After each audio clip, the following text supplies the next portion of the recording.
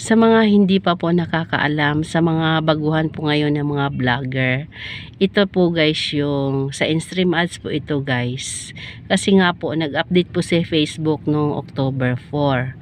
Kasi po ngayon ang in-stream ads ay hindi na po katulad nung dati na malaki yung earnings, malaki yung kita.